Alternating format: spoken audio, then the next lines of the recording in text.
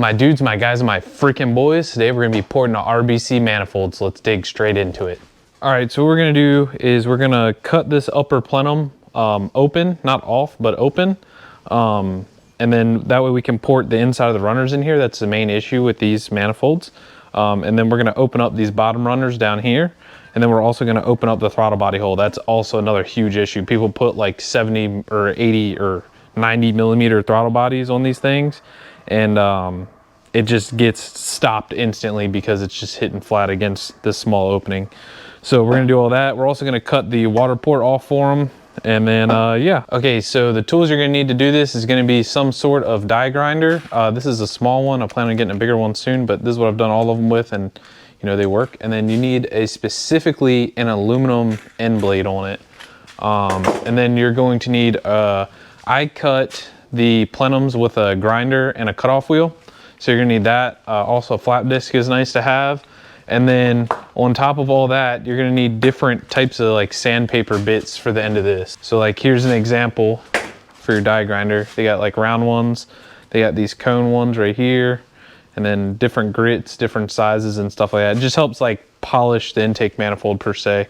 We've had cars with just the intake manifold swap and a retune, nothing else, make another 15 horsepower. So, you know, for all motor car, that's pretty huge. So first we're gonna start off by cutting the manifold. And as you can see right here, I kind of marked out how I do it.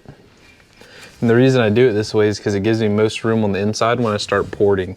So like you don't want to cut through any of this stuff. I've seen people cut the manifolds all the way back here and around the back, but I don't know, I just don't think that looks right. I like just taking this top chunk out. If you did take this part out, the bottom here, you would be able to port this side a little bit better, but you'll see what I do. So yeah, let's go ahead and lop all that off there.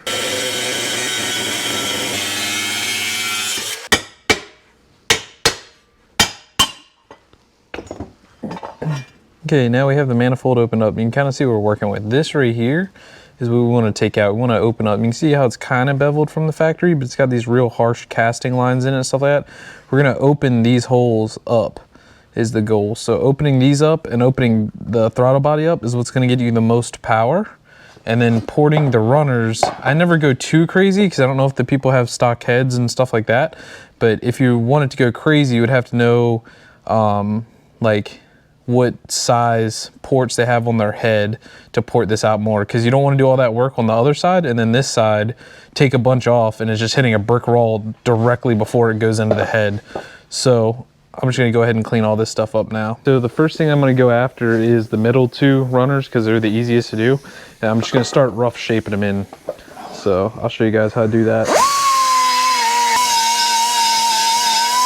All right, so far you can kind of see what I got going on right there. I just got a bunch of it chunked out. This is just rough stuff for now, but we'll take a couple measurements just to, so you guys get an idea. Zero it out on the calipers. Let's go ahead and throw them in. I gotta do this backwards because I'm standing on the opposite side. And we have 45 millimeters right there. And let's go to the one that we just ported. Lay it down flat just like we did the other side. We have 47 millimeters. So we opened it up 2 millimeters in the runner, which that's not the important bit here. This is gonna be the important bit right here. Let me make sure we're still zeroed. We are. So I'm gonna go to the top of the runners here, like where they just start to go down. So 48 at the top of this one. So I'm just measuring, I don't know if you guys can see right there. I'm just measuring right there at the top, right? That was 48. Look at the difference here. This is the crazy bit here, and we're not done yet. This is just rough cut, right? 53. So you can kind of get an idea of what we're doing off of that. So I'm gonna go ahead now and rough cut everything, all the runners. We're just gonna go ahead and rough cut all those right now and then go back and we'll clean everything up and stuff like that. But another trick that you can use is as you're grinding it, hold your finger on the side of the thing just to make sure you're not gonna poke through the metal. You can really get these things real thin, but you know, if you run it too thin and you have like a boosted application, turbo application, it may pop through. So I like to leave a little meat on them. I normally ask people like, hey, like what's your goal with this? You know what I mean? So yeah, just be careful with that. But I'm gonna go ahead and cut the rest of these in now. All right, everything is rough cut in. You can already kind of see how much bigger everything is. The end ports are kind of weird because this one like slopes, like it's crooked, and this one's crooked. These two are straight, so it's kind of like an optical illusion. But as you move the camera, you can see they're all about the same size. These two measured 47.5 millimeters. These two are different angles. I can't measure this one, I don't have the tooling for that, but this is a different angle, so you can't really measure it. So I kind of just eyeball everything, make sure everything is good to go. Now what we're gonna do is mark our throttle body and go ahead and start cutting that out. So I just took a measurement on our throttle body size here, and it is 63 millimeters. So we're gonna go ahead and open that up a bunch. The customer said he has a 75 millimeter throttle body. But when I was measuring it, it would be all the way out into this. You'd have to take off that much material on each side, which not really feasible, especially it breaking into this. So what we'll do is we'll just open it up a lot, and then hopefully it's good enough. I'm assuming he probably has some sort of adapter on there, and the adapter probably tapers down towards the back. Some throttle bodies on the front will be bigger than in the back. So we kind of want to make a funneling effect as the air gets pulled in. So we'll just start porting now. All right, now we have our port opened up, and it should be pretty close to like 71, 72 millimeters. I'll get a measurement for you guys here in a second.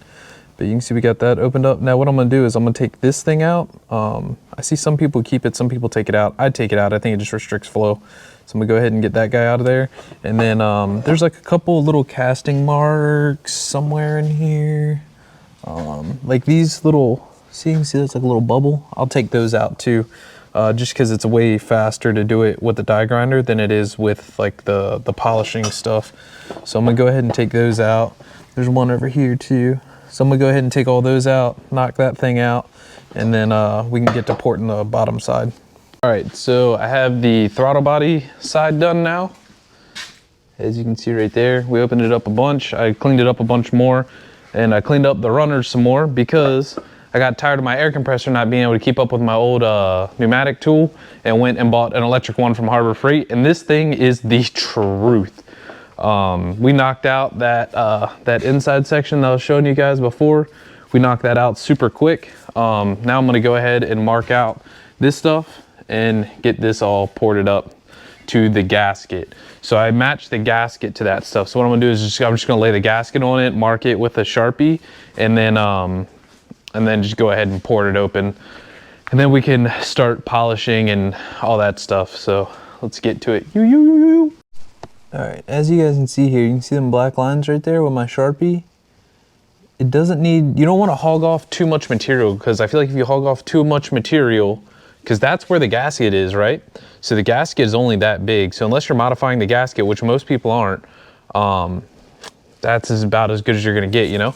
So if you were to port more than that, and the head wasn't ported for more than that, then either the gasket is gonna be sticking in the way of your airflow, or as it flows into the head, it's just gonna be like a jump up. So you don't want the manifold ported more than the head, in my opinion. All this is theory.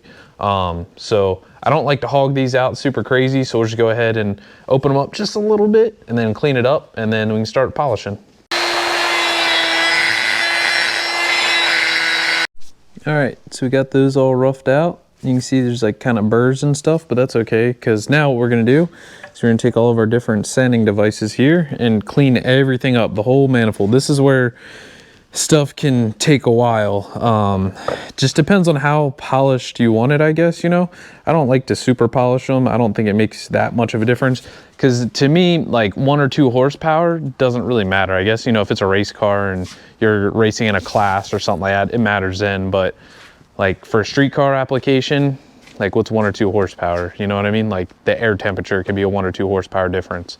So, I'm just gonna go ahead and clean this up now, and then I'll show you guys what it looks like after I'm done cleaning it up. So I started getting all this cleaned up, but as you can see, like I told you guys to not do, I popped a hole in it.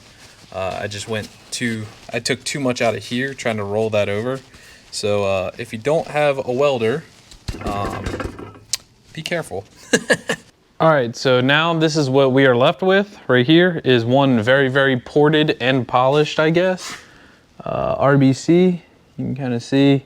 Normally they're not shiny like that. We got up in there, Kind of see all that. Got the throttle body opened up. So let's take some final measurements and see where we're at. So these openings right here were originally, I think we said they were, I don't remember. We'll go back. I'll put it in the video right here. But we are at, down in as far as I can go, we are at 48.5. That's pretty even. And at the top, after polishing everything, we're at 60.95. And then the throttle body opening, we're right at like 71 3/4, 72. So we didn't open up any more on the throttle body while polishing, but it is polished and it is opened up in there a lot. I ended up blowing through in 2 places, which was up in there. I don't know if you can see that. Let me see, up in here and then up in here. Because what I did with this runner right here is I tried to like roll it over a bunch to get it in. So now we just gotta weld this bad boy shut. So let's get to that. Okay, so ideally here, I'd wanna clean this metal, but I don't have like a very good way to clean it and it not look crazy. So I'm just gonna go ahead and weld it. This is going to leave some sort of weld on the inside of the manifold. That's pretty standard. Some people have like really long bits for their grinders that can reach all the way in there. I don't have that yet. It's on the to get list, but you can go ahead and get this sucker welded up. And then we just got to cut off that water port. All right, we are all welded up now. Let's just go cut that water port off. Also, I guess I should note, it's very important to take this to somebody, if you don't know how to aluminum weld, to take it to somebody that actually knows how to aluminum weld, like does it pretty frequently, because cast aluminum it's always really dirty, and you don't want to get holes in this because then you're gonna have vacuum leaks. So make sure you take it to somebody that can actually aluminum weld. If you guys need to, you can always send them to me. I'll weld them up pretty cheap. I can also port these for you guys. So there's that. Let's get to cut this water neck off now.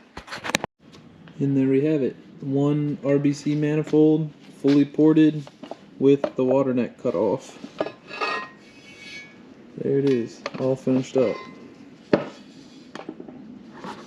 Alright, I guess that's it for this one. If you guys would like this done, if you need this done, you can't do it yourself or you can't find anybody local, just reach out to me on Instagram. We can get you set up. This one looks really killer. I'm sure this one's going to make a ton of power on the car it's going on. So yeah, hopefully you guys like this one. I'll catch you on the next one. Peace.